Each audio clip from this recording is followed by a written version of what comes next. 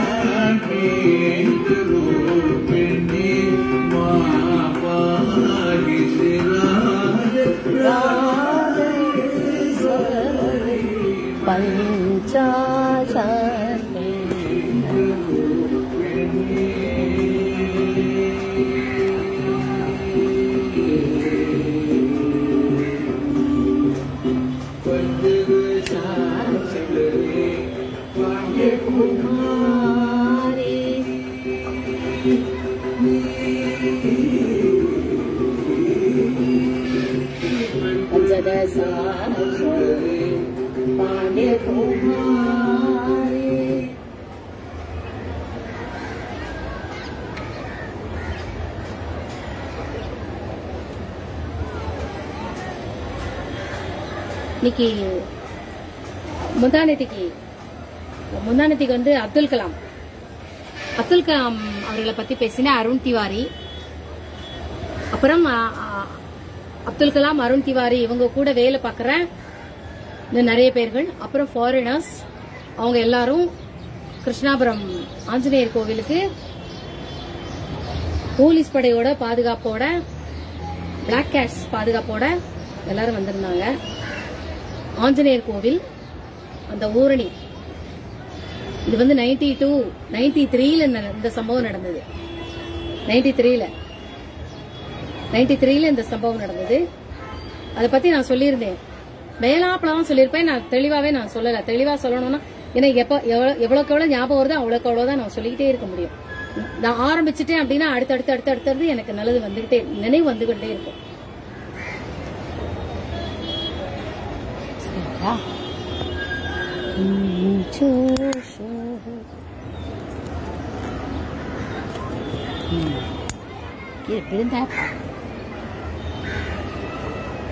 இவ்வளவுக்கு எவ்வளவு நினைவு வருதோ அவ்வளவுக்கு எவ்வளவு நான் நினைவு வர சொல்லிக்கிட்டே இருக்கேன். அதுல வந்து அப்துல் கலாமுக்கு வந்து இந்த வீணை வாசிப்பது, வீணை வாசிக்க சொல்லி, வீணை இசையை கேட்க சொல்லி நான் முதல்லயே எப்போ நான் 1974 முதல்ல திருமங்கலத்துல இருக்கும்போது என்னை பார்க்க வந்திருந்தாங்க இல்லையா, அப்ப சொல்ல தெரியாம சொல்லி உளறி கொட்டி எல்லாம் பண்ணிக்கிட்டு இருப்பேனே. அதற்கப்புறம் திரும்ப ஒரு தடவை வந்திருந்தேன். அவருக்கு ஒரு சான்ஸ் வந்திருக்கு, இந்த மாதிரி தயாரிக்கணும், டிஃபென்ஸ் தரப்புல இருந்து வந்திருக்கு அப்படின்னு சொல்லிட்டு இவர் போய் கேட்க போகும்போது இவர் நினைச்ச வேலை வேற, ஆனா இவருக்கு கிடைச்ச வேலை வேற. அப்போ இவர் வந்து நீ இதை பண்ணித்தான் ஆகணும் அப்படிங்கும்போது நான் அவருக்கு சில விஷயங்கள் வந்து அந்த 74லயே நான் ஃபர்ஸ்ட் முதல் தடவை என்னை சந்திக்க வரும்போது சில விஷயங்கள் நான் அவருக்கு சொல்லி கொடுத்திருந்தேன். அப்ப அவருக்கு வந்து முதல்ல எடுப்பிலே அவருக்கு வந்து ஜெயிச்சிருச்சு. அப்ப அவர் வந்து இந்த குழந்தையோட பேர் என்ன அப்படிங்கிற ஃபர்ஸ்ட் அந்த நைனா முகமது என்னைய நந்தினி கொஞ்சம் வரல. அப்ப அதை வச்சுட்டு இந்த குழந்தை பேர் நந்தினியா அப்படி, இந்த குழந்தை பேர் எங்களுக்கு தான் நந்தினி, எனக்கு தான் நந்தினி, ஆனா அந்த குழந்தையோட நிஜமான பேரு நாங்க சொல்ல மாட்டோம், நீங்க இந்த குழந்தைக்கு நீங்க தான் பேர் வைக்கணும், உங்களுக்கு பிடிச்ச பேரு நீங்க வைங்க அப்படின்னு வச்சதான் நசீமா. அப்துல் கலாம் வச்ச பேரு நசீமா. அதுக்கப்புறம் நான் கூட்டிட்டு வரேன். அதுக்கப்புறம் அவர் போனாரு, போயிட்டு திருப்பி வந்தாரு. இங்க எங்க குழந்தை எங்க இருக்கு, ஏன்னா நான் அப்பப்போ நான் எங்க இருக்கிறேன் அப்படிங்கிற என்னோட ஒரிஜினல் எதுங்கிறத கண்டுபிடிச்சிட்டாரு கடையனூர் இன்ஸ்பெக்டர். போலீஸ் படம் தானே, இவ எங்க போறா வரா, அந்த குழந்தையோட இடம் எது, இந்த குழந்தைக்கு சொல்லவே தெரியலதா, எங்க இருந்து வரேன்னா பஸ்ல வருவேன், எப்படி அங்க பச்சை கலர்ல பஸ்ல வரலையா, பச்சை கலர்ல பஸ்ல ஏறி அப்படி போயிட்டே இருந்தா ஆனந்தா டாக்கீஸ் வரும். ஆனந்தா டாக்கீஸ்ல இறங்கி இப்படி நேர போனா மீனாட்சி அம்மன் கோயில் வரும். மீனாட்சி அம்மன் கோயிலுக்குள்ள அந்த தெருவுக்குள்ள போயாச்சுன்னா ஆம் வந்துரும் அப்படின்னு. அப்ப ஆம் வந்துரும் அப்படின்னு சொல்லும்போது இந்த குழந்தை பிராமின்ங்கிறத அவங்க யூகிச்சிட்டாங்க. இப்படிதான் அவங்க கண்டுபிடிச்சாங்க, நான் இருக்கிற இடத்த கண்டுபிடிச்சிட்டாங்க. இது அது தனியா அடுத்த ஸ்டோரி நான் சொல்றேன். இப்ப என்ன அப்படின்னா, நான் அன்னைக்கு முந்தானத்துக்கு நான் வீடியோ போட்டிருந்தேன். அதுக்கு முன்னாடியே இந்த கதிர் விளாக்ஸ் அப்படின்னு ஒரு பையன், இந்த ஆவியோட பேசுவான்ல, அந்த பையன் கிட்ட நான் சும்மா கமெண்ட் போட்டுக்கிட்டே இருப்பேன். அதுல அப்துல் கலாம் பத்தி பேசுங்க, நான் சொன்ன விஷயங்கள்லாம் உண்மையா அப்படின்னு சொல்லிட்டு கமெண்ட்ல நான் போட்டுக்கிட்டு இருந்தேன். கமெண்ட்ல போடும்போது சரி நான் தனிப்பட்ட முறையில தான் நான் அதை கேட்க முடியும் அப்படின்னு அவரும் பதில் வைக்கிறாரு. வச்சதுக்கு அப்புறம் சரி அப்படின்னு கேட்க சொல்லியிருந்தேன், கேட்டிருக்கிறாரு. நான் அந்த வீடியோ பார்க்கவே இல்லை. நான் சொல்லியிருந்தேன் என்னோட பேரு நசீமா, இதெல்லாம் அவரா சொல்றாரா இல்ல நீங்களா சொல்றீங்களா நம்ம கேட்போம் அப்படின்னு. அது மாதிரி கதிர் விளாக்ஸ் அவர் கேட்டிருந்திருக்கிறாரு. அவர் வீடியோ போட்டதும் எனக்கு தெரியாது. அவர் 4-5 மணிக்கு என்னமோ போட்டிருக்கிறாரு. நான் அப்புறம் 6 மணிக்கு மேலதான் நான் வீடியோ போட்டிருந்தேன். கமெண்ட் வந்திருந்தது எனக்கு. அதுல சரண்யா அப்படிங்கிற ஒரு பொண்ணு கமெண்ட் போட்டிருந்தது.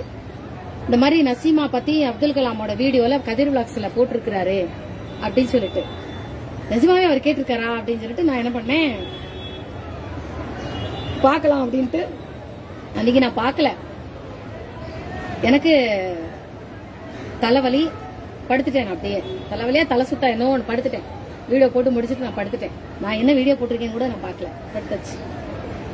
அப்புறம் நேத்திக்கு தான் அதை பார்த்தேன். நான் சொல்லியிருந்தேன் ஏற்கனவே, ஷியாமலாக்கா 74ல இவங்க என்னை தேடி வரும்பொழுது, இவங்க என்னை தேடி திரும்பவும் அப்துல் கலாம் அவர்கள் என்னை தேடி வராரு. அவருக்கு டிஃபென்ஸ் தரப்புல அந்த இதுல வேலை கிடைச்சிருக்கு அப்படின்னு அந்த ஸ்பாட்ல என்ன விசிட் பண்ணணும் அப்படிங்கறதுக்காக வராரு. நைனா முகமது சந்திக்கிறாரு. இந்த குழந்தையோட நிஜமான ஊர் இது கிருஷ்ணாபுரம் கடையனூர். அவங்க உடனே வர சொல்லிடுறாங்க. அங்க அவங்க நைனா முகமதோட ஃப்ரெண்டு, அவர்லாம் அரசியல் தானே, அரசியல்வாதி தானே, அவங்களுடைய நட்பு வட்டத்துல சொல்லி அவங்க உடனே கார் எடுத்துட்டு கூட்டிட்டு என்னை பார்க்க வராங்க. நான் அப்ப சீனிவாச சர்மா வீட்டுல தான் நான் இருக்கிறேன். நானு இந்த கல்யாணி, நம்ம இன்ஸ்பெக்டர் கல்யாணி இல்ல இங்க எங்கேயாவது விளையாடிட்டு இருப்போம். என்னை தேடி வராங்க, அந்த மாதிரி கலாம் வந்திருக்கிறாரு அப்படின்னு. அப்புறம் நேரு ஷியாமலாக்கா வீட்டுக்குள்ள போறோம். போனோன்னா அக்கா அன்னைக்கு வாசிச்சுட்டு இருக்கா. அன்னைக்கு பார்த்து கரெக்டா அன்னைக்கும் பஞ்சாஷட் பீட்டர் ரூபினி வாசிச்சுட்டு இருக்கா. நான் அந்த வீட்டுக்குள்ள நான் போறேன். பின்னாடியே நைனா முகமது, அப்துல் கலாம் எல்லாரும் வர்றாங்க. இன்னும் நிறைய பேரு. இது 74ல நடக்குது. இவர் ஜாயின் பண்றதுக்கு முன்னாடி, இந்த டிஃபென்ஸ்ல போய் சேர்றதுக்கு முன்னாடி நடக்குது. இது வருது, உள்ள நுழையிறேன். வந்தோடனே அவருக்கு நான் அந்த வீணை எடுத்து கொடுக்கறேன். ஷியாமலாக்கா இவருக்கு வீணை வாசிக்க சொல்லி கொடுக்கறா அப்படின்னு கேட்டேன். சரி அண்ணே, பெரிய இதுகளோட வந்த உடனே ஷியாமலாக்கா சட்டான்னு எந்திருந்தா. அப்துல் கலாம பார்த்து இந்த வீணையில உட்காருங்க அப்படின்னு. அக்கா வீணை எப்படி பிடிக்கணும், எப்படி செய்யணுங்கிறத நீங்க சொல்லிக் கொடுங்கக்கா அப்படின்னா. அப்ப சின்ன குழந்தை வீணை தூக்குற அளவுக்கு தொடர்றது கூட நமக்கு பலம் கிடையாது. அக்கா வீணை எப்படி பிடிக்கணும் அப்படின்னு சொல்லிட்டு அந்த அப்துல் கலாம் அப்படி உட்கார வைக்கிறாரு. கிழக்க பார்த்து அந்த உள்ரன், அந்த எந்த வீடு தெரியுமா, நம்ம மகாலிங்க மாசாரி கண்ணை டிஎம்கேல இருக்கான்ல கண்ணை, அக்ரஹாரத்துல முதல் வீடு. அக்ரஹாரத்துல அந்த கருப்பசாமி, அந்த அக்ரஹாரத்துல 2 ரோடு போகும். அக்ரஹாரத்துக்கு போறதுக்கு லால்சிங் சார் வீட்டுக்கு எய்த்த மாதிரி ஒரு ரோடு போகும், அப்படி உள்ள வரும். அப்புறம் இதுக்கு எய்த்த மாதிரியும் மகாலிங்க மாசாரி வீடு முதல் வீடு. மகாலிங்க மாசாரி முதல் வீடு. அது அங்க அந்த வீட்டுல முன்னாடி ஸ்ரீனிவாச சர்மா அந்த இசை குடும்பம் தான் அந்த வீட்டுல இருந்தது. அவங்க தான் தியாகராஜ உற்சவத்துக்கு, அந்த தியாகராஜ ஆராதனைக்கு அந்த குடும்பம் தான் பிராக்டிஸ் பண்ணிட்டு இருக்கோம். கோமாக்கா, ஷியாமலாக்கா, ரமணி அண்ணா, உஷாக்கா, வேதாக்காவெல்லாம் அப்ப தெரியாது. வேதாக்கா மாமாத்துல வளர்ந்துட்டு இருந்தா, என்னோட மாமி வேதா மாமி. இப்போ ஷியாமலாக்கா இது பண்ணிருக்கோம். உள்ள நுழையிறது. உள்ள நுழைஞ்ச உடனே நான் எந்த வீடுங்கிறதுக்கா நான் சொல்ல வரேன். இப்ப கூட அந்த வீடை பார்க்கலாம். அப்துல் கலாம் முதலில் வீணை வாசிக்க கற்றுக்கொண்ட இடம், வீணை வாசிக்க கற்றுக்கொள்ள உத்தரவிட்டது நான் தான். வீணை வாசிக்க கற்றுக் கொடுத்தது ஷியாமலாக்கா. ஆரம்பிச்சது ஷியாமலாக்கோட வீணையை எடுத்துதான் ஷியாமளாக்கா தான் முதல்ல எடுத்து நான் தொடறேன். ஷியாமளாக்கா அதை எடுக்கிறா. நைனா முகமது என்னை இப்படி பிடிச்சுக்கிறான். நான் சின்ன குழந்தை தானே, என்னை இப்படி நைனா முகமது பிடிச்சுக்கிறாரு. என்னை இப்படி பிடிச்சுக்கிறாரு, என் கை ரெண்டையும் இப்படி பிடிச்சுக்கிறாரு. நான் சும்மா வீணை இப்படி தொடறேன். அப்துல் கலாம் உட்கார வச்சு ஷியாமளாக்கா அப்படி மடியில எடுத்து வைக்கிறாரு. அக்கா அப்படி கையை இப்படி எடுத்து வச்சு எப்படி இது பண்ணணும் அப்படின்னு சொல்றாங்க. சொல்லியாச்சு. அப்ப சரிகமா பதனிசா எப்படிங்கறத அக்கா அந்த மாதிரி இதை தொடுங்க அக்கா வாசிச்சு காட்டுறா. அதே மாதிரி இவரும் வாசிக்கிறார். வரலாற்றில் மறைக்கப்பட்ட உண்மை, யாருக்கும் தெரியாத உண்மை, அப்துல் கலாமுடைய நிழல் சக்தி, அவருடைய வெற்றிக்கு உண்மையான சக்தி யாரு அப்படின்னா இந்த நந்தினி என்ற நசீமா. நான் தான் அந்த நசீமா. நம்பினா நம்புங்க, நம்பாட்டி போங்க. நீங்களாம் நம்ப முடியலை, ஏற்க முடியவில்லை என்பதற்காக நடந்த நிகழ்ச்சி பொய் என்று ஆய்விடும். அப்ப அக்கா வந்து முதல்ல சரிகம்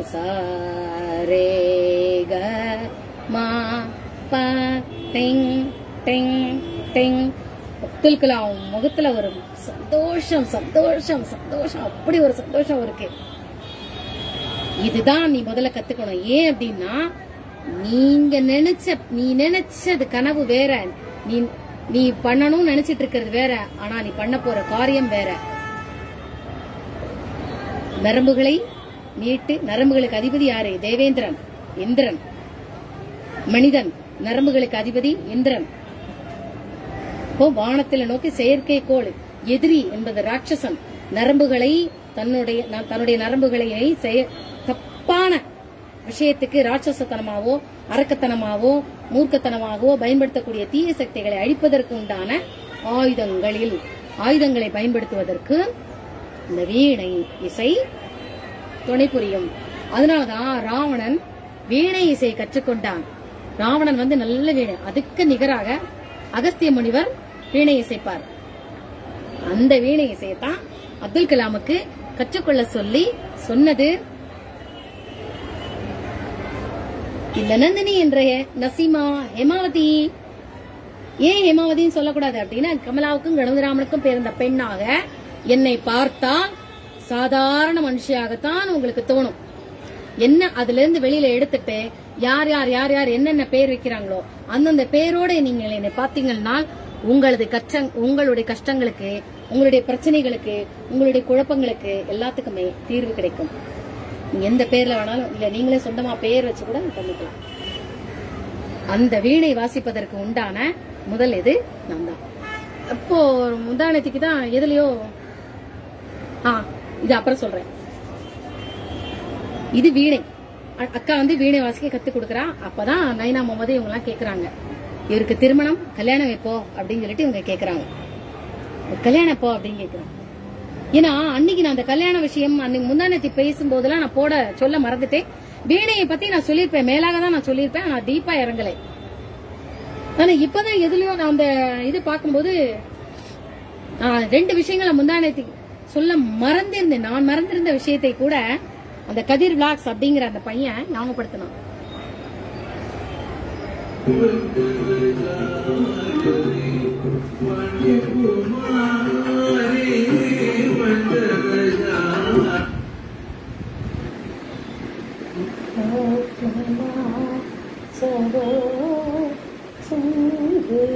காரணம் என்ன?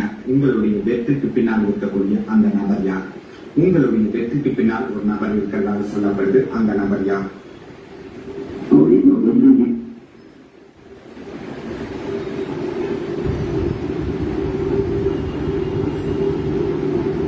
அந்த நபர் யார்? அவங்க மூலியமா நீங்க வெற்றி பெற்றீங்களா? உங்களுடைய வெற்றிகள் அனைத்தும் அவங்களால் சாத்தியமாச்சா?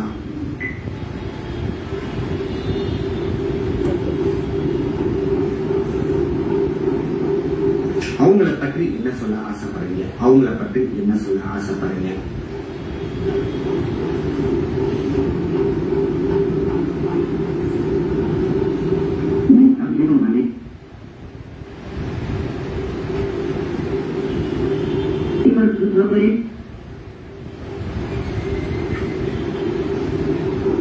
ஏன்னா உங்களை போன்ற ஒரு மனிதர் இன்றும் இந்த பூமியில இருக்கணும், மீண்டும் பிற்படுத்த வரணும். ஏன்னா உங்கள் சாதனைகளும் உங்கள் முயற்சிகளும் இருந்தாலும் உங்களுடைய திறமைகளும் இன்னொருவருக்கு வருமா அப்படின்னா கண்டிப்பா அது மிகையாகாத ஒரு லெவல்ல தான் நாங்க எல்லாருமே இருக்கோம். உங்களை எதிர்பார்த்து காத்து கொண்டிருக்கும் மக்களுக்கு என்ன சொல்ல ஆசைப்படுறீங்க?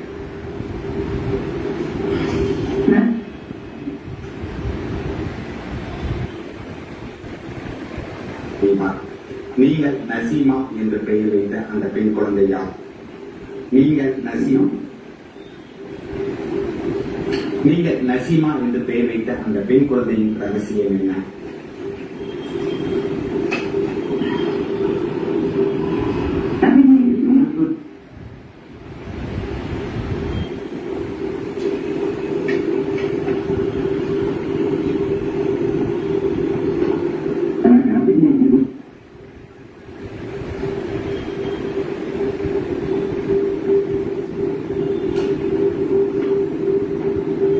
அந்த நசீமா என்ற பெண்ணை பற்றி முழுமையாக நீங்க சொல்ல முடியுமா? அப்துல் கலாம் ஐயா நசீமா என்ற அந்த பெண்ணை பற்றி முழுமையாக சொல்ல முடியுமா? நந்தினி என்கின்ற அந்த நசீமா யார்?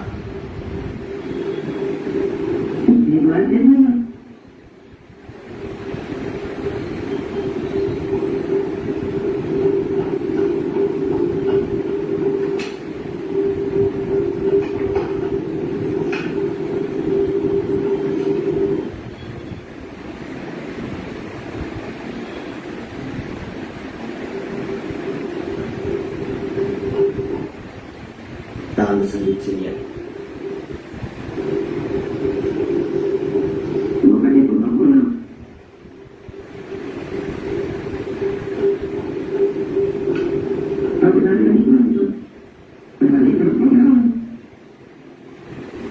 ஆயிரத்தி 1992 அருண் திவாரி என்பவருடன் சென்று சந்தித்தேன். கிருஷ்ணாபுரம்.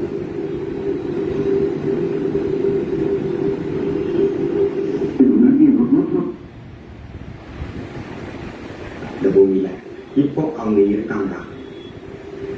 எங்க இருக்காங்க? முதலில்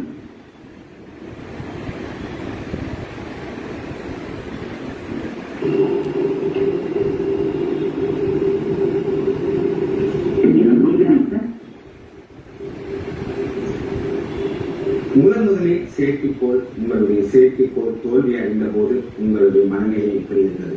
உங்களுடைய செயற்கைக்கோள் தோல்வி அடைந்த போது உங்களுடைய மனநிலை எப்படி இருந்தது? உங்களுடைய மனநிலை எப்படி இருந்தது ஐயா? மதிப்புக்குரிய அப்துல் கலாம் ஐயா, உங்களை போன்ற ஒருவர் இன்று பிறப்பாரா? அந்த 1981 முதல் வெற்றி.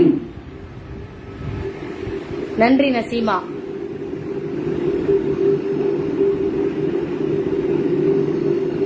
மனிதகுல வளர்ச்சிக்கு நீங்கள் கூறும் அறிவுரை என்ன? மனிதகுல வளர்ச்சிக்கு நீங்கள் கூறக்கூடிய அறிவுரை என்ன?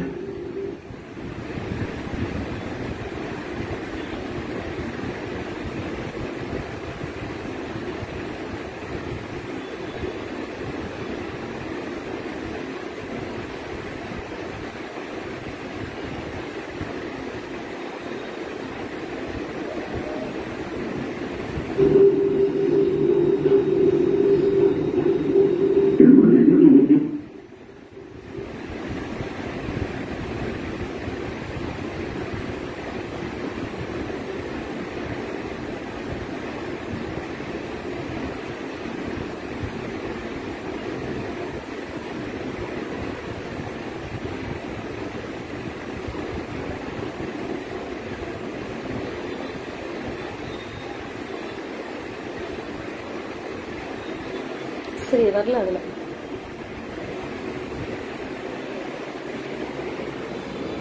இதுல இந்த வீடியோல நான் அந்த கதிரோட வீடியோ நான் பார்த்துட்டு இருந்தேன்.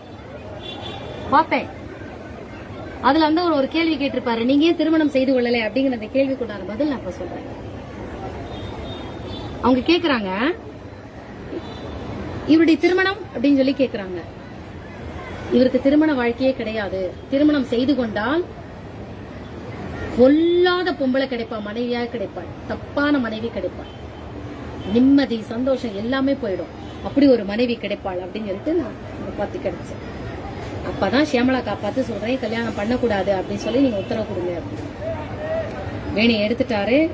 வீணையை எடுத்து இது பண்ணும்போது வீணையை இசைக்கிறாரு. நம்ம எல்லாரும் சொல்லுவோம் ராவணன் வந்து ஒரு ராட்சசன், ராவணன் வந்து ஒரு பெம்பள புத்தன், அவன் ஒரு காமுகன், அப்படி இப்படி இப்படி இப்படி எல்லாம் வந்து அதுல சித்தரிச்சிருப்பாங்க. ராமாயண கதையில. அது உண்மை கிடையாது.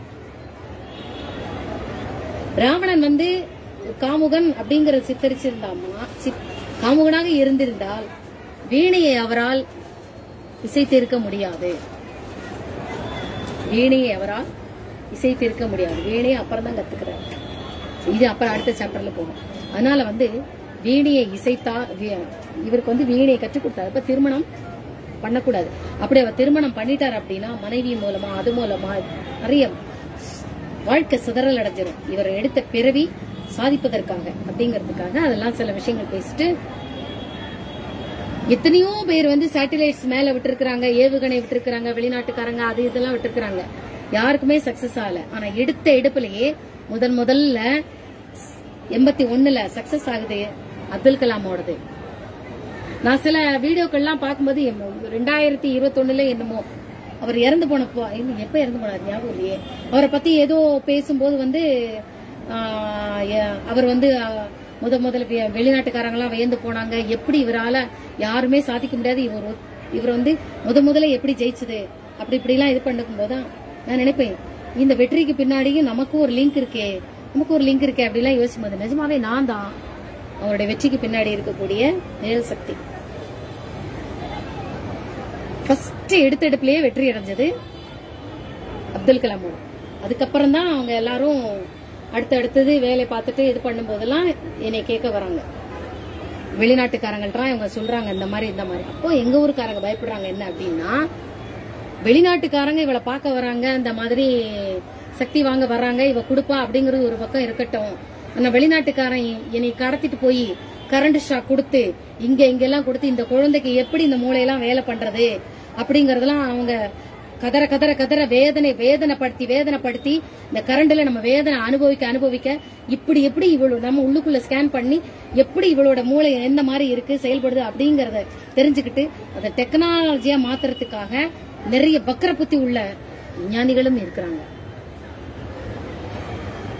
அதனால எங்க ஊருக்காரங்க ரொம்ப பயந்தாங்க.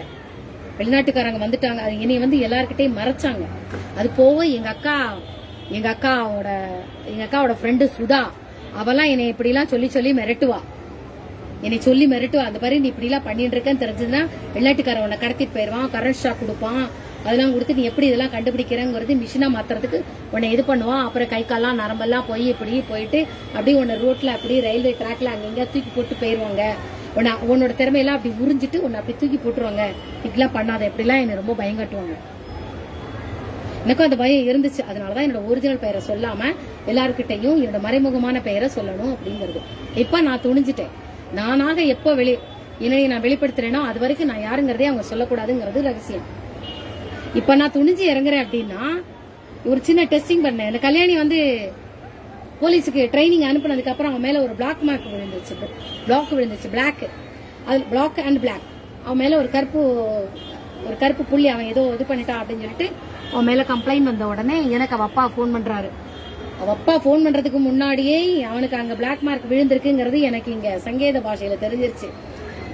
அதை வந்து நான் என்ன பட்டேன், அதை தடுக்கணுங்கிறதுக்காகவே வேகமா ஓடி போய் அவன் அம்மாவோட கர்ப்பப்பையில கை வச்சு, அம்மா குளிச்சுக்கிட்டு இருந்துச்சு, குளிச்சுட்டு இப்படி துணி ஓடுது, அப்பாடா அப்படின்னு நிம்மதி நினைச்சேன். அவன் அம்மா துணி துவச்சிட்டு இருந்துச்சு.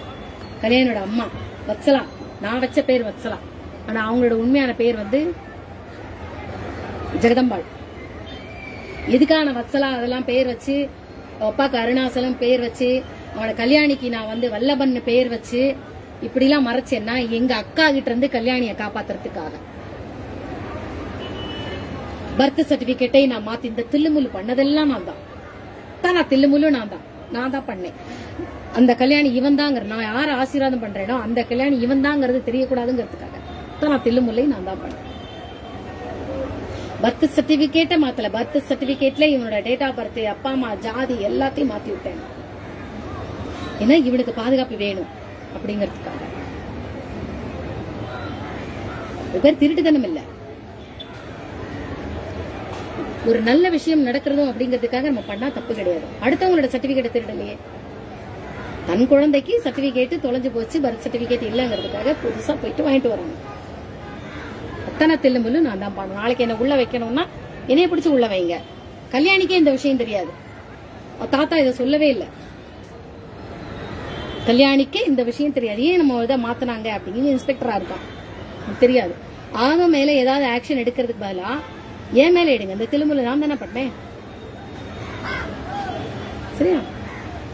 அதுக்காக பாதுகாப்புக்காக நான் யார் யாரெல்லாம் நல்லது பண்றேனோ அவங்களுக்கு எல்லாம் இது பண்றதுக்காக என் பேரை மாத்திக்கிட்டே இருப்பேன். சரி, இருக்கட்டும். அடுத்தது இதுல அந்த கதிர் விளாக்ஸ்ல வந்து ஒரு விஷயம் நானே மறந்திருந்த ஒரு விஷயத்த அந்த பையன் ஞாபகப்படுத்திட்டான். இந்த பையன் கேள்வி கேட்கிறான், திருமணம் செய்யக்கூடாது அப்படிங்கறது நான் ஷியாமலாக்கா கிட்ட சொல்லி ஷியாமலாக்கா அப்துல் கலாம் கிட்ட சொல்றாரு. நைனா முகமது கிட்ட சொல்றேன். நைனா முகமது அவங்க எல்லாரும் சேர்ந்து சொல்லி நீங்க வந்து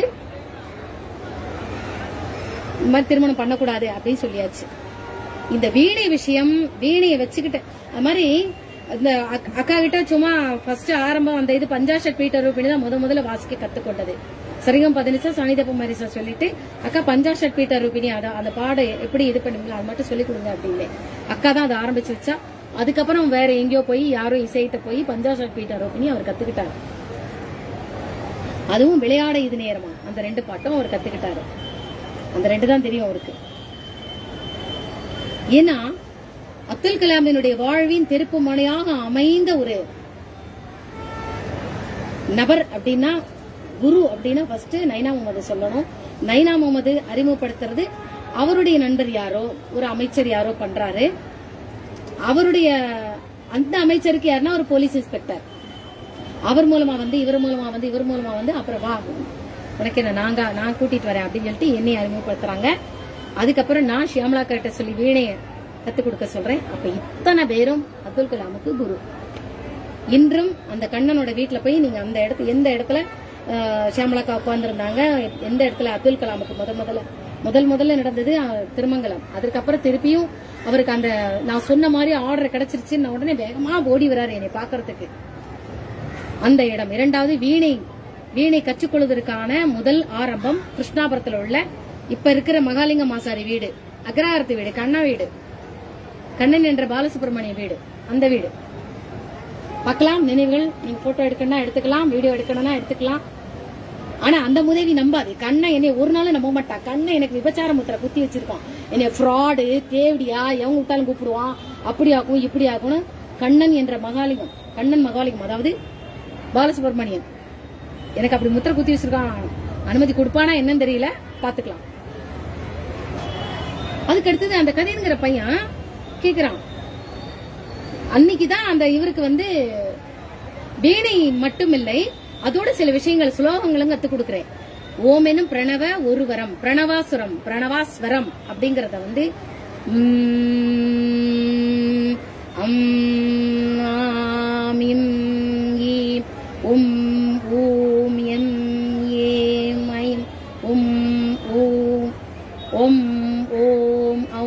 அப்படிங்கிறது வரும். அதுல சில விஷயங்கள்லாம் கத்து கொடுத்துட்டு ரொம்ப ஈஸியானது, டக்குன்னு சொல்லக்கூடியது.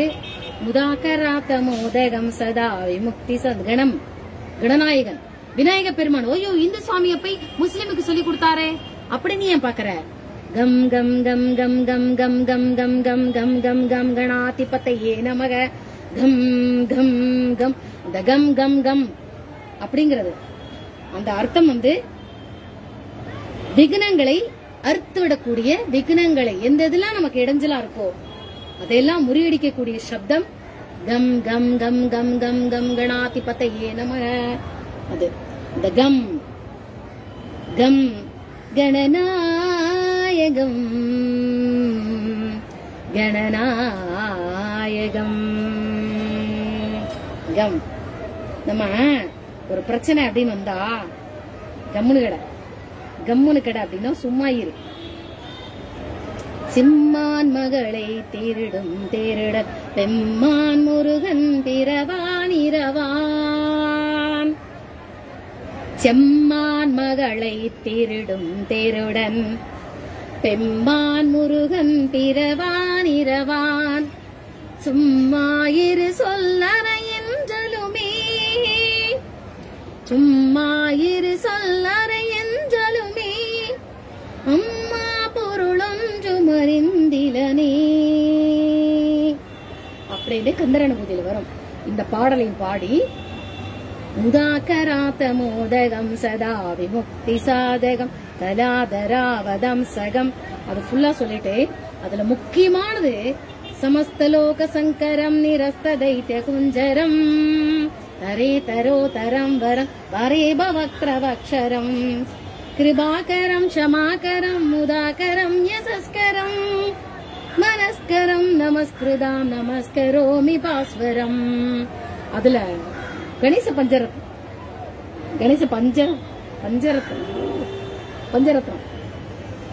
வந்துகிட்டே இருக்கும். அதுல முதாகராத்த மோதகம் சதா விமுக்தி இதுல பூரா வந்தீங்கன்னா அகிஞ்சனார்த்திமாஜனம் சிறந்த நோக்தி பாஜனம் கம் நம் ஷம் அந்த இது பூரா அதுல வரும். கணேச பஞ்சரத்னம் அதை நான் தான் அப்துல் கலாமிற்கு கற்றுக் கொடுத்தேன். அதை எனக்கு நானே மறந்திருந்த விஷயத்த இது கதிர்ங்கிற பையன் எப்படி கண்டுபிடிச்சு கேட்டான்னு எனக்கும் தெரியவே இல்லை. அதேதான் அந்த ஸ்லோகத்தை தான் அத முக்கியமா அந்த சமஸ்தலோக சங்கரம் மாத்திரம் எடுத்துக்கோ. சமஸ்தலோக சங்கரம் நீ ரஸ்த தைத்திய குஞ்சரம் ரம் என்ற சப்தம் ரம் என்ற சப்தத்துக்கு அர்த்தம் க்ஷேமம். யார் யாரெல்லாம் மாயையில மூங்கி இருக்கா இறைவனை வணங்க முடியல, இறைவனை வணங்குவதற்கு கூட நேரம் இல்லை, இறைவனை எப்படி வணங்குவது என்பதும் தெரியாது, இறைவனை உணரவும் தெரியாது. ஆனா எனக்கு நல்ல பாதையில மட்டும்தான் போக தெரியும், எனக்கு நல்லது மட்டும்தான் பண்ண தெரியும், நல்ல விஷயங்களை மட்டும்தான். ஆனா எனக்கு இறைவன் எதுவும் எனக்கு தெரியாது. அப்படிங்கறதுக்கு உண்டான அந்த உணர்வு தான் ரம் என்ற சப்தம். சுந்தரம் அப்படிங்கறத சுந்தர்னு மாத்திரம், சங்கரம் அப்படிங்கறத சங்கராம் அப்படிங்கறத சங்கர்னு மாத்திரம். யாரு?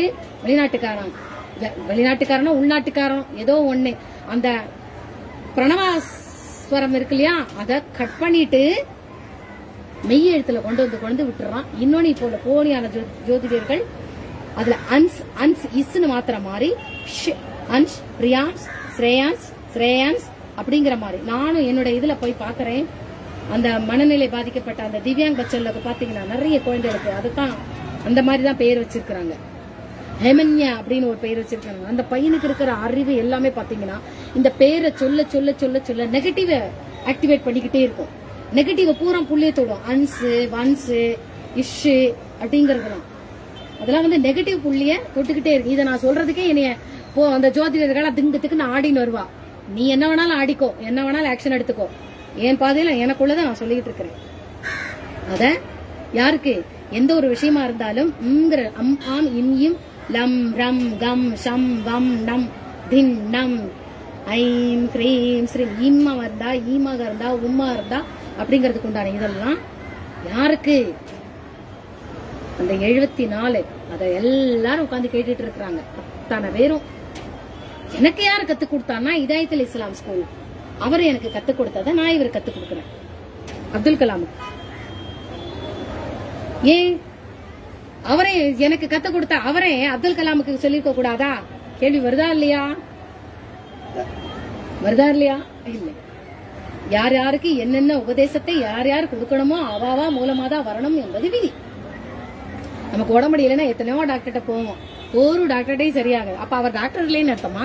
அந்த டாக்டருக்கு திறமை இல்லைன்னு அர்த்தமா? இல்ல, உனக்கு இந்த டாக்டர்கிட்ட போனாதான் உனக்கு சரியாகணுங்கிறது விதி.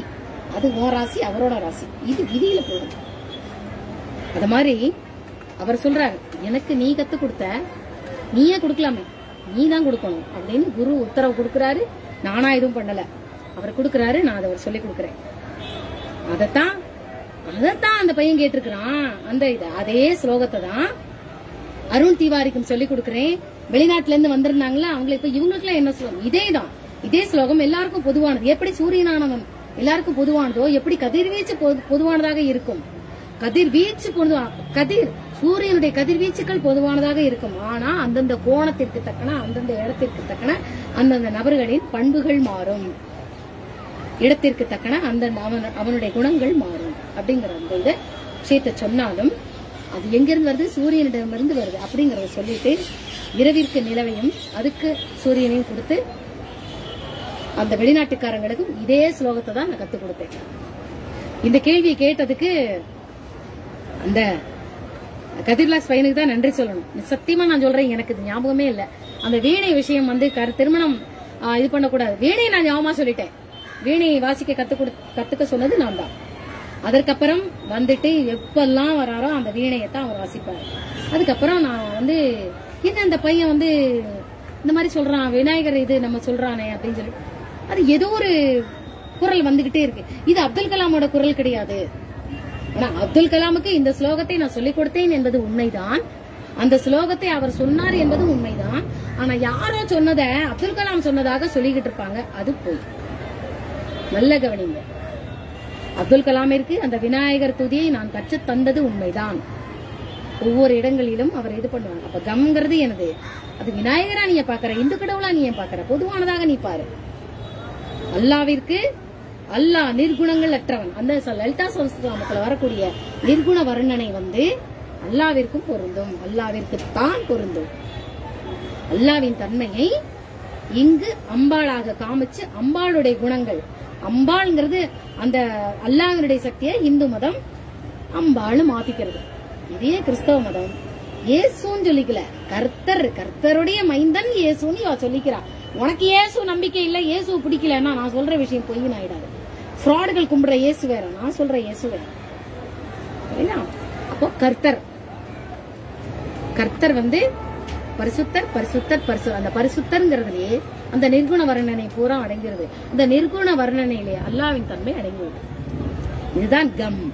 அந்த கம் கம் கம் கம் அப்படிங்கறது வந்து எதுல வரும்?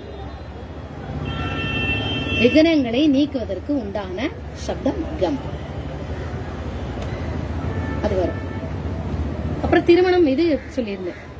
அப்போ நான் அந்த கூகுள்ல போயிட்டு என்ன இது பாக்குறேன் அப்படின்னு சொல்லிட்டு நான் பார்க்கும்போது சர்ச் பண்ணும்போது பார்த்தா அப்துல் கலாமோட சிலை, அப்துல் கலாமினுடைய சிலை வீணை வாசிக்கிற மாதிரி ஒரு சிலை.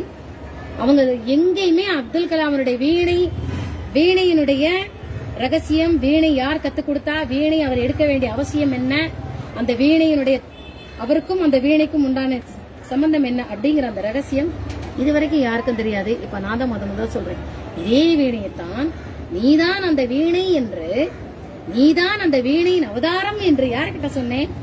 இசையமைச்சு இளையராஜா, நம்ம இசைஞானி இளையராஜாவுக்கு சொன்னேன். அந்த வீணையினுடைய மனித அவதாரம் தான் இளையராஜா.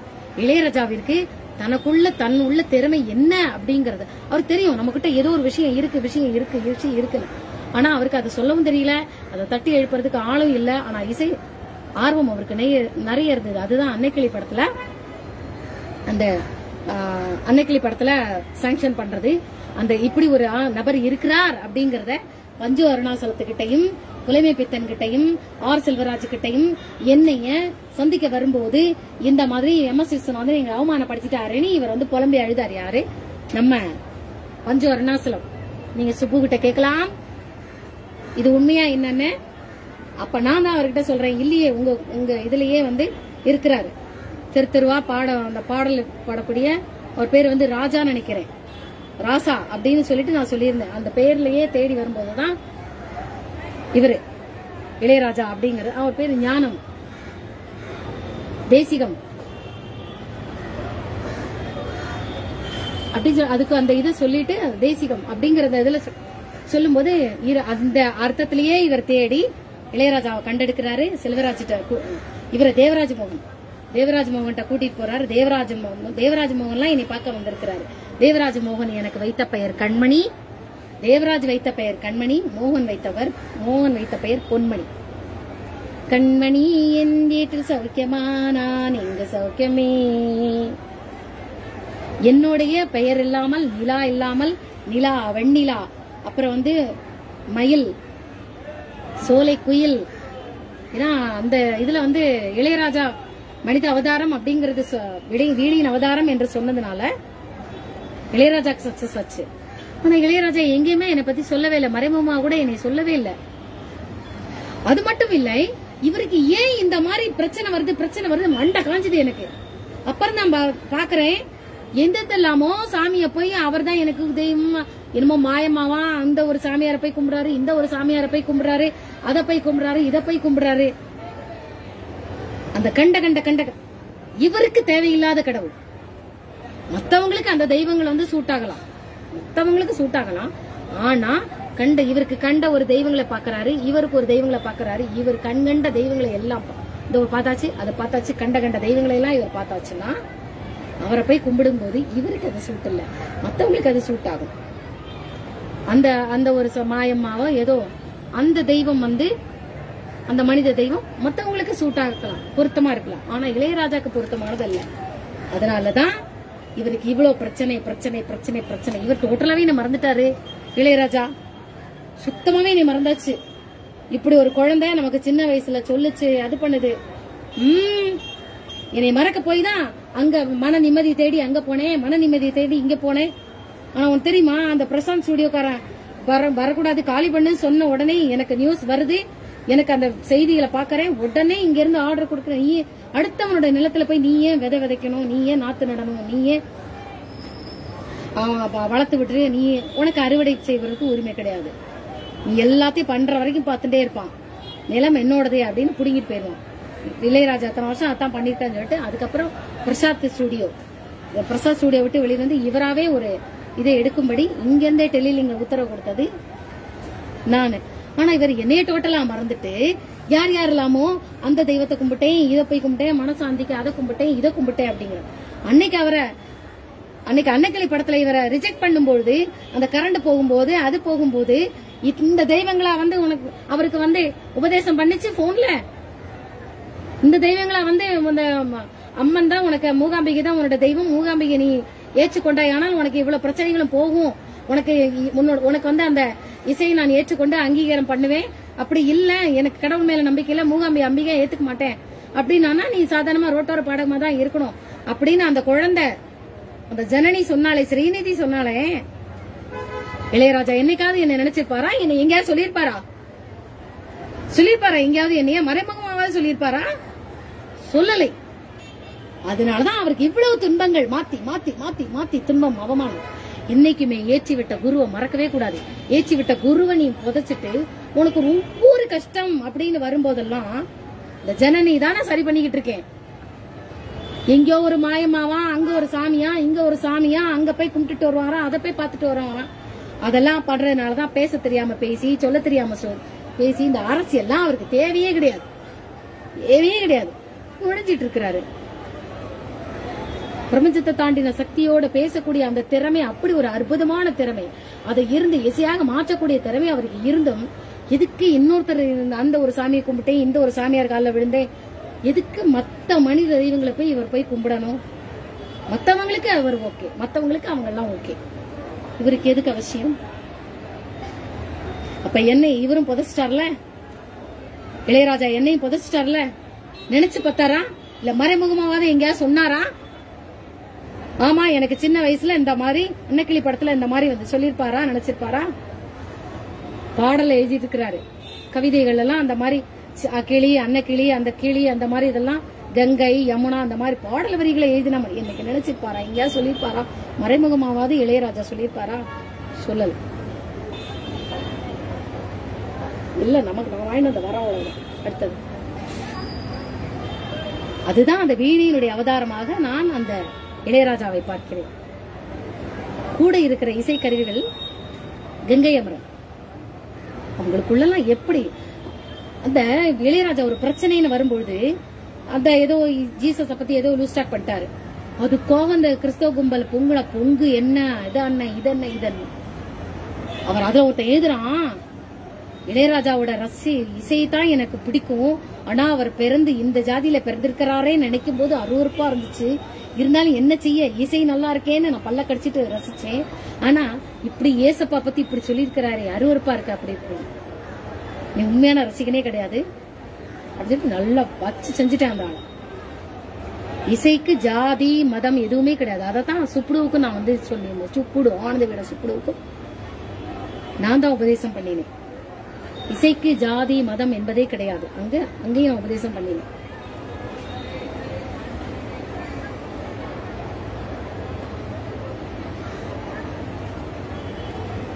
அப்புறம் அடுத்தது இந்த விநாயக ஸ்துதி. அப்படி இவருக்கு விநாயக ஸ்துதி கத்து கொடுத்தது நான் தான், நல்ல ஞாபகம் இருக்கு.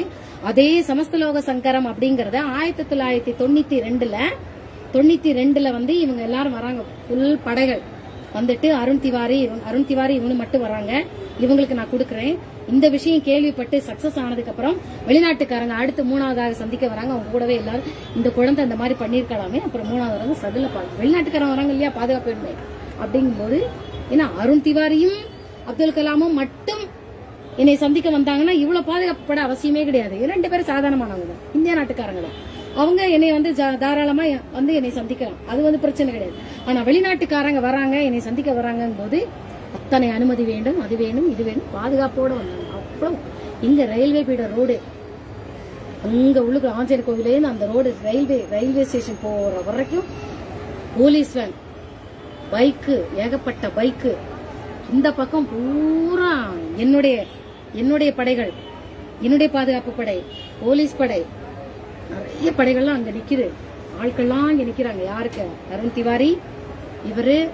உங்களுக்கெல்லாம் இங்க படிக்கட்டுல வச்சு மறுபடியும் உபதேசம் பண்றேன். போர் தொடுக்க போகும்போது நல்லவனை மட்டும் விலக்கிட்டு கெட்டவனை மட்டும் தாக்கணும். எந்த ஒரு காரணம் கொண்டும் நல்லவனை தாக்க கூடாது. அதுலயும் நல்லவன் தாக்கப்படுறானே அப்படிங்கும் போது தெரிஞ்சோ தெரியாமனோ கெட்டவனுக்கு இவன் சப்போர்ட் பண்ணி பேசியிருப்பான். கெட்டவனுக்காக இவன் வக்காலத்து வாங்கியிருப்பான். அந்த கெட்டவன் யாரா இருக்கலாம்? தன்னுடைய பெற்றோரா இருக்கலாம், தன்னுடைய உடன் பிறந்தவரா இருக்கலாம், இல்ல தான் பெற்ற குழந்தைகளா இருக்கலாம், இல்ல தன் நண்பரா இருக்கலாம், அல்லது தன்னுடைய குருவா இருக்கலாம். கெட்டவனுக்கு இந்த நல்லவன் சப்போர்ட் பண்ணி வக்காலத்து பண்ணி வாங்கும் போது அதுக்கு உண்டான தண்டனை இந்த நல்லவனுக்கும் கிடைக்கும். அதனால அதுக்கு உண்டான உபதேசம் அந்த கரையில வச்சு நான் சொல்லியிருக்கிறேன். இந்த ஒரு விஷயம் முடிச்சாச்சு. அப்ப வீணை, அப்துல் கலாமினுடைய வீணையின் ரகசியம் இதுவரைக்கும் எங்கேயும் தெரியாது. நான் தான் முதல்ல வெளியில சொல்றேன். அதனாலதான் அப்துல் கலாமுடைய அந்த வீணையை வாசிச்சுட்டு ஒரு இதை பண்ணும் பொழுது அந்த காரியம் வந்து சக்சஸ் ஆகும். அப்ப எல்லாரும் வீணை எடுத்து வாசிப்போமா? அப்படி கிடையாது. ஒவ்வொருத்தருக்கும் ஒவ்வொரு விதமான இசைக்கருவி உண்டு. சொல்ல மறந்துட்டேன். எங்க ஸ்கூல்ல ஒரு பையன் எப்ப பார்த்தாலும் டான் டான் டான் டான் அந்த பெஞ்சில போட்டு தட்டிக்கிட்டே இருப்பான். நம்மளுக்குலாம் என்னது இது? மத்த குழந்தைலாம் உட்காந்துட்டு இருக்கான், அவன் தட்டிகிட்டே இருப்பான் அந்த பையன். அப்புறம் அவன் அப்படியே ஸ்டடி பண்ணிட்டு, நான் அந்த பையனோட டீச்சர் கிடையாது. நான் வந்து இந்த நண்டு நசுக்கு கொஞ்சம் குழுவானி அதுகளுக்கு தான் லாய்க்கு நான். அப்ப அந்த இங்க டீச்சர் வரலன்னு என்னைய தூக்கி இங்க போட்டாங்க. நான் ஒரு திங்கள் செவ்வாய் போன வாரத்துல இருந்து அந்த கிளாஸ்ல தான் உட்கார்ந்துட்டு இருக்கேன். இன்னைக்கு என்ன கிழமை? இன்னைக்கு செவ்வாய்க்கிழமை நினைக்கிறேன். ஆமா, போன வாரத்துல இருந்து அந்த கிளாஸ்ல தான் உட்கார்ந்துருக்கேன். அந்த டீச்சர் வராதுன்னு. ஸ்கூல் ஆரம்பிச்சதுல இருந்து எதாவது டாம் டாம் டாம்னா நானும் ஸ்டடி. இன்னைக்குதான் ஒத்துருமே இல்ல. நேத்திக்கு ஒரு டீச்சர் வரல, நான் மட்டும்தான் டீச்சர். எல்லா குழந்தையும் அட்டாட்டாய் எல்லாத்தையும் சமாளிக்கணும். ஹோம் ஒர்க்கும் கொடுக்க முடியாது, கிளாஸ் ஒர்க்கும் கொடுக்க முடியாது, ஒண்ணும் பண்ண முடியாது, சமாளிக்கணும். இன்னொரு டீச்சர் 2 டீச்சர் வரலையே, சமாளிக்கணும். அப்படிங்கும் போது நான் இவனை ஸ்டடி பண்ணேன். போயிட்டு இருந்தேன். எப்போது சும்மா அடிச்சிருவேன் அப்படின்னு சும்மா மிரட்டுவான். இன்னைக்கு வச்சுட்டேன் அடி, டாக்குன்னு வச்சுட்டேன். அடிச்சுட்டு கையை அப்படி பிடிச்சிட்டேன். எதுக்குடா அப்படி கை சும்மா தட்டிண்டே இருக்க அப்படின்னு சொல்லிட்டு, கியூரே பார் பார் பார் மார்த்தி रहते मैं तुमको मारू क्या टान टान टान टान टान टान पूरा உலகம் கேக்குற மாதிரி டான் டான் அடிக்கட்டுமா அப்படின்னு சொல்லி கையை அப்படி பிடிச்சிட்டு இப்படி பாக்குறேன். அந்த பையனுக்கு எப்போதும் சப்தத்தை கேட்டுக்கொண்டே இருக்கணும். அது என்ன சப்தம் அப்படின்னா, அது மிருதங்கம் அல்லது தபேலா. அந்த சப்தத்தை அவன் கேட்டுக்கொண்டே இருந்தானே ஆனால் அந்த ஹைப்பர் ADHD. ஆனா மத்த எஜுகேஷன்ஸ் அதெல்லாம் அந்த அவனுக்கு நல்லா வருது, ஸ்பெல்லிங் நல்லா தெரியுது, இவங்க சும்மா போயிருந்துட்டு இருப்பாங்களே, நம்மளோட போய். அது நான் அந்த கோவம் வந்து எனக்கு இன்னைக்கு டப்புன்னு கையை பிடிச்சிட்டேன். என்னடா நீ ரொம்ப பண்ணிட்டு இருக்க, கேரே தும் ஜாதா கர் ரே, பார் பார் பார் எய் கத்தியத்தை சுத்தி நீங்க அப்படின்னு சொல்லிட்டு அடிச்சேன். கை பிடிச்சு பார்க்கும் போதுதான் அப்புறம் ஹெட் சுவாதி மேடம் கூப்பிட்டு, மேடம் நான் இவனை ஸ்டடி பண்ண வரைக்கும் இவனுக்கு தபையெல்லாம் மிருதங்கம் கத்து கொடுத்தான்னா உனக்கு சரி, அப்ப நீ வாசிங்க அப்படின்னு. எனக்கு தபையெல்லாம் வாசிக்க தெரியாது மேடம். எங்க வீட்டுக்கு பின்னாடிதான் இருக்கு. இதோ இருக்குல்ல, இந்த இருக்குல்ல,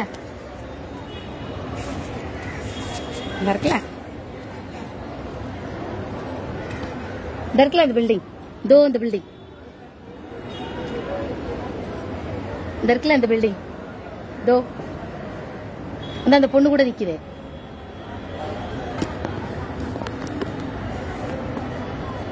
அந்த பில்டிங் தான் கல்யாணி மியூசிக் கிளாஸஸ். அங்க தபையில எல்லாம் கத்து கொடுப்பாங்க. நான் தான் கத்துக்காம போயிட்டேன். இப்போ அந்த பையனுக்கு சொல்லிக் கொடுக்கறதுக்காக நான் இனிமே நாளையில இருந்து கிளாஸ்ல போய் ஜாயின் பண்ணணும். இன்னைக்கு 2ஆம் தேதி. இன்னைக்கு போய் கேட்டு வரணும். 7 to 8 கிளாஸ் போடுவாங்களா அப்படின்னு இன்னைக்கு போய் கேட்டு வரணும். தபையில நமக்கெல்லாம் வருமா? சரி பாப்போம், முயற்சி பண்ணுவோம். அப்போ சுவாதி மேடம் கேக்குறாங்க, உனக்கு மேடம் தெரியாது மேடம், நான் கத்துக்கல மேடம். அப்ப நான் யாரையாவது கூப்பிட்டு, அப்ப நான் சில மேடம் அந்த நம்ம சொல்லிக் கொடுக்கறத அந்த பேரண்ட்ஸை கூப்பிட்டு நீங்க பேசுங்க. ஏன்னா நாங்க யாரும் டீச்சர்ஸ் போய் பேரண்ட்ஸ் பேச முடியாது, பேசவும் கூடாது, நம்மள பேச விடுவாங்க. உண்மையிலே ஸ்டடி பண்றது அந்த குழந்தைகளை பத்தி கூடவே இருக்கிற கிளாஸ் டீச்சருக்கு அந்த பேரண்ட்ஸ் பேச அனுமதி கிடையாது. ஆனா சம்பந்தமே இல்லாத டீச்சர்ஸ் அங்க போய் நம்ம கிட்ட கேட்டு இவங்க தன்னோட சொந்த கருத்து சேர்த்து எல்லாம் என்ன தேத்த புத்தப்பா சொல்லிட்டு இருப்பாங்க. அப்புறம் சுவாதி மேடத்துல சொன்னேன், அந்த பையனுக்கு வந்து அந்த பேரண்ட்ஸை கூப்பிட்டு தபைலா அல்லது மிருதங்க ஏதாவது கத்துக் கொடுக்க சொல்லி சொல்லுங்க. அப்பதான் முந்தானத்துக்கு தான் யாரோ ஒருத்தர் வந்து நம்ம ஸ்கூலுக்கு வந்து தபைலா கிஃப்ட் கொடுத்துட்டு போயிருக்காங்க, பிரசன்ட் பண்ணிட்டு போயிருக்காங்க. அது ட்ரஸ்ட் இல்லையா, அதனால பிரசன்ட் பண்ணிட்டு போயிருக்காங்க. அது மாதிரி எதுக்கு சொல்ல வரேன்னா, ஒவ்வொருத்தருக்கும் ஒவ்வொரு விதமான இசைக்கருவிகள். அவன் நாதஸ்வரம் படிச்சுட்டானே, நானும் நாதஸ்வரம் படிக்க போறேன். அவன் மிருதங்கத்துல வந்து நானும் உனக்கு போட்டியா நானும் மிருதங்க, எது இதோ அதுதான் பாரு. இதுல ஜாதி எது மதம் எது, திறமையை மட்டும் பார். அவனுக்குள்ள இருக்கிற திறமையை பார், திறமையை பார். அவன் ஜாதி குலம் கோத்திரத்தெல்லாம் தூக்கி விடு, துறப்படு. அவனுக்கு திறமை இருக்கா? சரி, திறமை இருக்கு, அவனை நம்ம செதுக்கிட்டோம், நல்லா கொண்டு வந்தோம்னா அவன் கற்றுக்கொண்ட அந்த விஷயத்தை நல்ல விஷயத்துக்கு பயன்படுத்துவானா இல்ல கெட்டதுக்கு பயன்படுத்துவானா, சுயநலத்துக்கு பயன்படுத்துவானா, அதையும் கவனி. இது பிராமணனா இருந்தாலும் அவனுக்கு பொருந்தும், மத்த ஜாதியா இருந்தாலும் பொருத்தும், நீங்க மத்த மக்களை ஒதுக்கி வச்சிருக்கீங்க அவங்களுக்கும் இது பொருந்தும், வேற்று மதத்துக்கு மாறி இருக்கானே அவனுக்கும் இது பொருந்தும், எல்லாருக்கும் பொருந்தும். எப்படி சூரியனோட வெளிச்சம் எல்லாருக்கும் கிடைக்குதோ அதே மாதிரிதான் இந்த விஷயம். அவனுக்கு முன்ன திறமை, அவனுக்கு எந்த இசைக்கருவி, அவனுக்கு என்ன திறமை, அதை பார்த்து ஒவ்வொருத்தருக்கும் இசைக்கருவி நம்ம கத்துக் கொடுப்போம். ஓகே, எவ்வளவு நேரம் ஆச்சு? 19 minutes தான் இருக்கா? இப்ப யார பத்தி சொன்னேன்? இப்போ இந்த திறமை இத பத்தி சொல்லியிருக்கிறேன். அப்துல் கலாம் பத்தி எவ்வளவுக்கு எவ்வளவு ஞாபகம் வந்தோ அவ்வளவுக்கு எவ்வளவு சொல்லியாச்சு. அதுக்கப்புறம் 94ல வந்து 93ல வந்து இன்னொரு தடவை வந்துட்டு போறாரு. 93ல அப்ப வெளிநாட்டுக்காரங்க வரலன்னா, அவங்க மட்டும் தனியா வரலாம்னா என்னைய வந்து பார்க்க வரலாம், சினிமா தியேட்டர்ல வந்து சந்திப்பாங்க, அங்க சந்திப்பாங்க. அப்பெல்லாம் போலீஸ் பட அவசியம் கிடையாது. வெளிநாட்டுக்காரங்க கூட வந்தால் மட்டும்தான் அவங்க என்னை சந்திக்க வருவாங்க. அதுக்கப்புறம் அவங்க காரியம் சக்சஸ் ஆனோடனே என்னை பார்க்கணும் அப்படின்னு நினைக்கும் போது, இல்ல அந்த குழந்தை இல்ல, இந்த குழந்தை அவ அந்த இதுலயே இல்ல, அந்த ஊர்லயே இல்ல, நான் எங்க இருக்கேங்கிறத மறைச்சிட்டாங்க. காரணம் இந்த பிரேமலதா ரொம்ப டார்ச்சர் கொடுத்தா, ரொம்ப டார்ச்சர். என்ன கொல்லணும்னே அலைஞ்சா.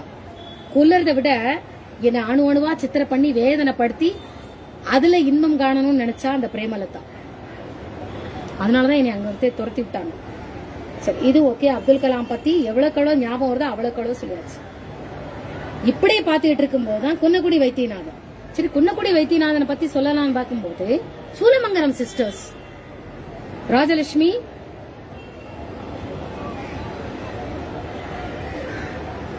தெரியலையே, சூலமங்கலம் சகோதரிகள். அந்த சகோதரிகள் வந்து அந்த சகோதரிகள் 2 இப்ப அவங்க உயிரோட இருந்தாங்கன்னா கேட்கலாம். கிருஷ்ணாபுரத்துல வந்து அக்ரஹாரத்துல ஒரு சின்ன பொண்ணு ருக்குமணிங்கிற பொண்ணு, என்னை ருக்குமணியாக தான் அறிமுகப்படுத்தினாங்க. ருக்குமணிங்கிற பொண்ணு இந்த மாதிரி சொன்னாளா அப்படின்னு சொல்லிட்டு சீனிவாச சர்மா இசை குடும்பம் அவங்க மூலமாக இந்த சூலமங்கலம் சிஸ்டர்ஸ், அப்பெல்லாம் சின்ன வயசு, 2 பேரையும் கூட்டிட்டு வந்து இவங்களுக்கு வந்து எதிர்காலம் இருக்கா என்னன்னு கேக்குறாங்க. Voice message.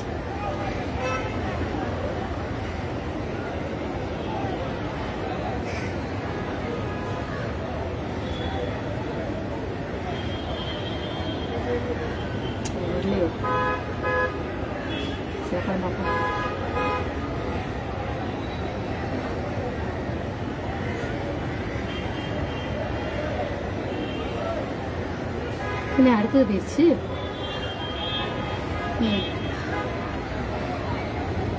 சூலமங்கலம் சிஸ்டர்ஸ் காட்டுது. சூலமங்கலம் சிஸ்டர்ஸுக்கும் நான் தான் வாழ்வேன் திருப்புமுனை. அதுக்கப்புறம் குன்னக்குடி வைத்தியநாதன். குன்னக்குடி வைத்தியநாதன் பத்தி இப்ப சொல்லப்போம். ஏன்னா பார்த்தா 19 மினிட்ஸ் தானே போயிருக்கு. இல்ல அதை பத்தி அப்புறமா போடலாமா? அப்புறமா போடுறேன், அடுத்த வீடியோல போடுறேன். ஏன்னா எல்லாத்தையும் மட்டும் உழப்ப கூடாது. ஏன்னா குன்னக்குடி வைத்தியநாதன் பத்தி பேசணும் அப்படின்னு சொல்லியாச்சுன்னா அவருடைய போட்டோ, அவருடைய இது எல்லாத்தையும் போட்டு போஸ்டிங் போடணும். ஓகே, பாய். இப்போ அப்துல் கலாம் பத்தி சந்தேகங்கள் தெரிஞ்சுதா? எவ்வளவுக்கு ஞாபகம் வருதோ அவ்வளவுக்கு தான் நான் சொல்லியிருக்கிறேன். இன்னும் ஏதாவது ஞாபகம் வந்தா அதை நான் அப்புறமா சொல்றேன். பாய்.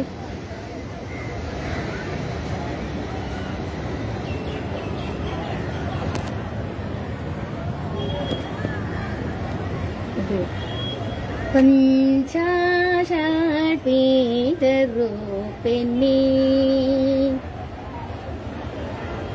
மாம்பாயே ஸ்ரீ ராஜராஜேஸ்வரி பஞ்சாஷட்பீடரூபிணி.